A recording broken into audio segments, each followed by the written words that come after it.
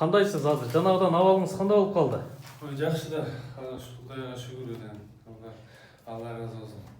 Мына 2 саат 3 саат болду келгенде. Азыр мүндүрү жок деле азыр басып кеткен турат просто. Кичине басып көрсөтүңүзчү. Болду. Аллага шүгүр. Кайсыл жерден келдиңиз? Токтогулдан. Токтогулдан келдиңиз, а?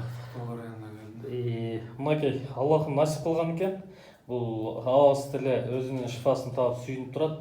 Буюрса, бул кишиники эми башталып атат лечениясы, бирок кырыжасы өтө чоң экен.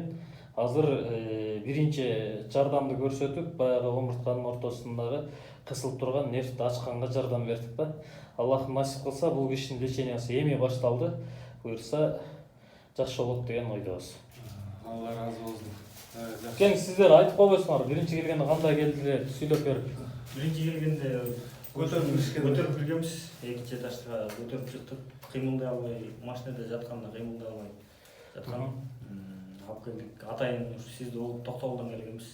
Ошол азыр өзүбүз менен көрүп турабыз, сонун болуп калды. Аллага шүгүр. разы болсун.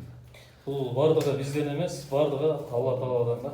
Ошон үчүн ар бир нерсеге биз чындан ихлас кошубуз керек да. Аллах насип кылса, бүт нерсе жакшы болот, а? Ассаламу алейкум.